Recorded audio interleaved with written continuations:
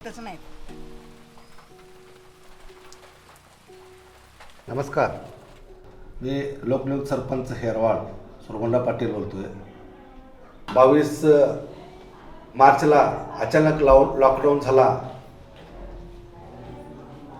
Corona आला आणि lockdown झाला आणि त्याच्यानंतर मग पहिला लॉट दुसरा लॉटमध्ये ज्या विधवा महिला म्हणजे जे तरुण मित्र गेले आणि त्यांच्यानंतर मग असं जाणवावं लागलं की त्या महिला आमच्याकडे येत होत्या, काहीतरी आम्हाला मदत करा किंवा आम्हाला संजय गांधी निराधार योजना असू दे किंवा विधवा महिलांचं पेन्शन असू दे, ह्याच्यात त्याला काय आम्हाला मदत करायचं काम तुम्ही ग्रामपंचायतीनं केलं पाहिजे हे सांगत होत्या.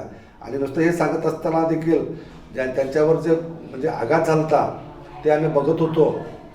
त्याला अगोदरच त्यांचा पती गेलेलं दुःख होतं आणि वर ह्या समाजातील घटकाने त्यांच्यावर होत असलेला अन्याय म्हणजे बांगड्या फोडणे किंवा बाकीच्या ज्या गोष्टी विधवा महिलेवर होत असतात ते करत असताना त्यांना त्या यातना होत्या, त्या देखील त्याने आम्हाला बोलत होत्या.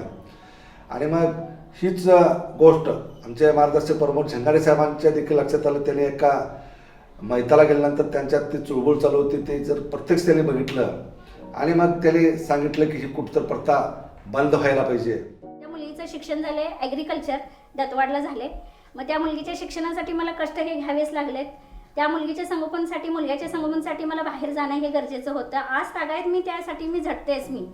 पण ज्यावेळी शुभकार्य येते त्यावेळी आमच्यासारख्या महिलांना का तिथं घेतले ह्या गोष्टीचं मला आधीपासूनच चीड आहे.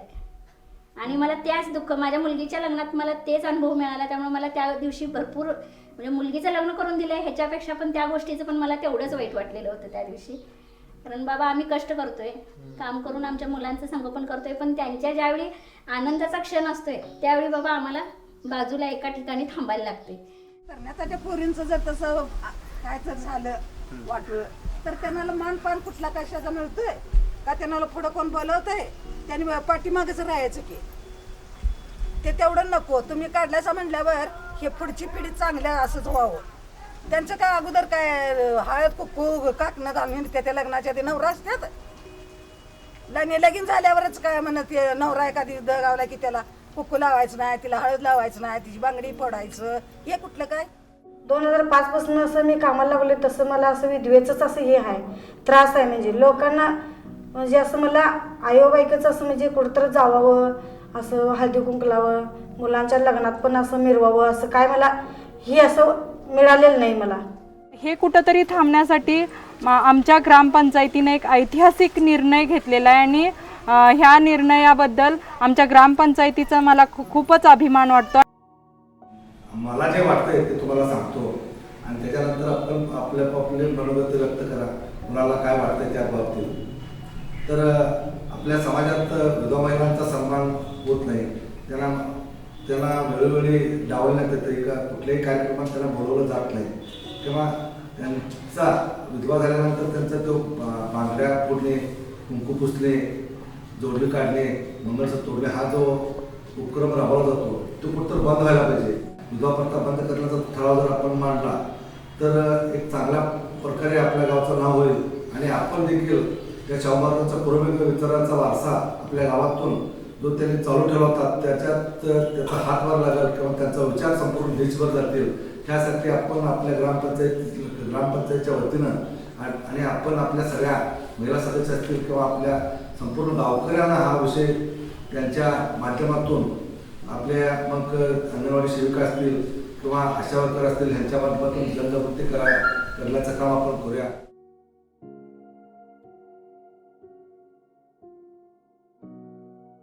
सगळ्यांचे विचार ह्या बाबतीत ही प्रथा बंद करण्यासाठी काय केलं पाहिजे, सगळ्यांचे विचार ऐकून घेतले. मग प्रत्येकाला काय वाटतंय तुम्हाला आणि ह्या पद्धतीनं काम करत असताना मग हे कोरोना काळात आम्ही शांत राहिलो आणि त्याच्यानंतर कोरोना गेल्यानंतर ह्याच्या दृष्टीनं काम करायला पाहिजे असं ठरलं. मग असं लक्षात आलं की प्रत्येक संघटना काम करत आहे, वेगवेगळ्या संघटना, महिला संघटना असतील किंवा व्यक्तिगत पातळीवर प्रत्येक गावात हळदी कुंकवाचा कार्यक्रम, मकर संक्रांतीला हळदी कुंकवाचा कार्यक्रम असू दे किंवा वैयक्तिक कुठलं तर कार्यक्रमात त्याला बोलवायचं आणि हळदी कुंकू कार्यक्रम त्याला सन्मान द्यायचं काम करत होते. पण ही स्थानिक पातळीवर त्याचा फक्त स्थानिक पातळीवरच राहत होतं. ही गोष्ट जर संपूर्ण महाराष्ट्रभर किंवा समाज माध्यमासमोर आणायचं झालं तर ह्याला गाव सभा घेणं हा पर्याय चांगला ठरतो.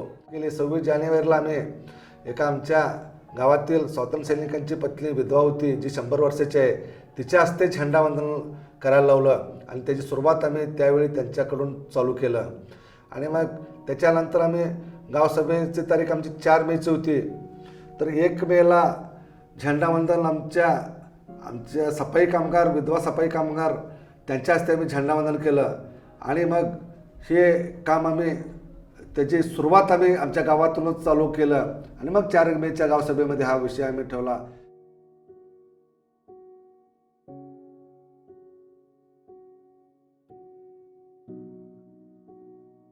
ग्रामपंचायतीने विधवा प्रथा बंदीबाबतचा तो ठराव केलेला आहे.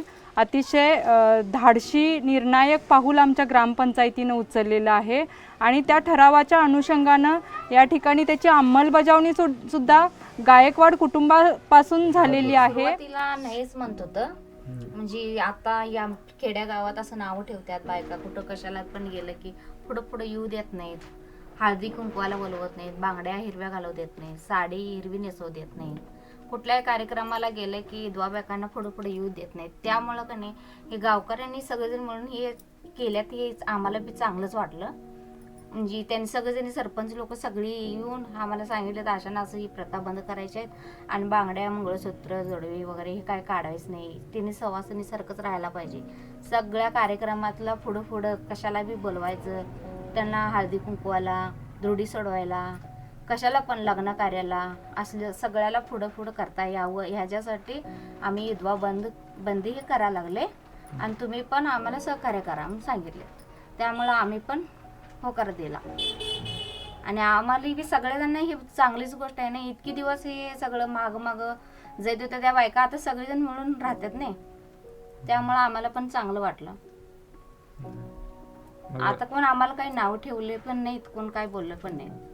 सगळी जे ते चांगलं झालं, बरं झालं, हे बंद केलं, हे तरुण पिढीला लई चांगलं झालं नाही, त्यामुळं आम्हाला बी भारी वाटलं ते. आता कसं काय पण कारण लागत नाही, एक्सपायर जास्त वाढले नाही, म्हणजे वय बघून एक्सपायर होत नाही. त्याच्यामुळे कसं 20-25 मध्ये व्हायला लागले. आता काय ह्यांचं काय निमवय झाले, पण जे पुढची पिढी किंवा आताची जनरेशन आहे त्यांना ते एक सोपं, म्हणजे कसं आता मुली बाहेर जातात, सर्व्हिस करणाऱ्या पण असतात, त्यांचे मिस्टर एक्सपायर वगैरे होते, त्यावेळेला त्यांना बाहेर पडता बघणाऱ्यांची दृष्टी काय चांगलीच असते असं काही नाही. सिटी लेवलला हे होतच, पण आपल्या खेड्यात म्हणजे अंमलबजावणी झाली नव्हती ना त्याची. हे सुरुवात झाली हे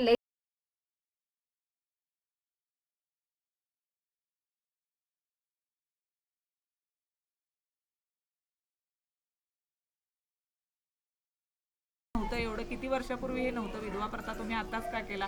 मग आम्हाला विरोध झाला तर पुढे जाता येत नाही, त्याच्यामुळे आम्ही गावसभेलाच ठराव ठेवला.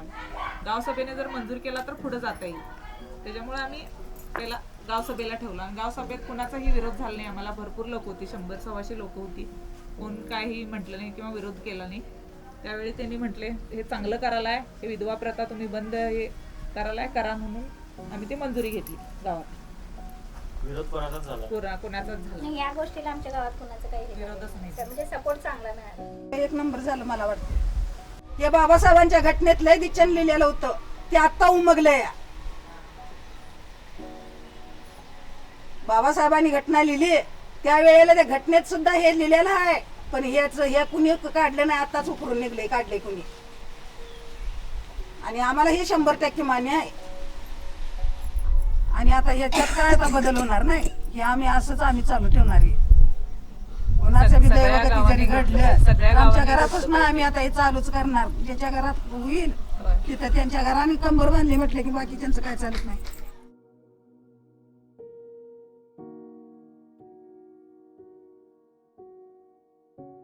पूर्ण भारत देशाची संस्कृती जी आहे तर ती आदर्शवत आहे आणि ह्या भारतीय संस्कृतीमध्ये जर जे मानाचं स्थान असेल तर ते पहिलं मानाचं स्थान स्त्रीला आहे. आदिशक्ती म्हणून आपण तिला संबोधलं जातो. ही स्त्री जेव्हा कन्या म्हणजे लहान असते तेव्हा आपल्या वडिलांच्या घर ती अगदी हसत खेळत ठेवत असते. लग्न होऊन ती जाते सासरी तर त्या पतीला ते खंबीर साथ देत असते, म्हणूनच तिला अर्धांगिनी असं म्हटलं जातं. पतीच्या जोडीला जोड देऊन अगदी कुठलंही काम ते अगदी नेटकेपणाने करत असते, संसार अगदी खंबीरपणाने सांभाळत असते, आपला माहेरचंही नाव आणि सासरचंही नाव उज्ज्वल करत असते. पण काही अपरिहार्य कारणास्तव जेव्हा पतीचं निधन होतं त्यावेळेला मात्र ती एकटी पडते आणि ती विधवा आपण तिला संबोधलं जातो आणि मनाचं तिच्या खच्चीकरण होतं. विधवा म्हटलं की एखाद्या शब्दाची एक एनर्जी असते. कुठलाही शब्द जर आपण म्हटलो ना तर त्या मागचं एक वाईट वृत्ती आपल्याला दिसून येते. तर विधवा म्हटलं तर आपल्याला त्याच्या म्हणजे एक पांढरी साडी नेसलेली स्त्री अगदी दुर्बल आहे की समाजाने तिच्याकडे विचित्र नजरेनं किंवा ती कमकुवत आहे अशा नजरेने तिच्याकडे बघितलं तर ते विधवा शब्द म्हटलं की हे सगळं संपूर्ण स्त्री समोर आपल्या उभं राहतं. मग आपल्या ग्रामपंचायतीला जेव्हा जेव्हा मोठी लोक आम्हाला भेटी द्यायला यायला लागले तेव्हा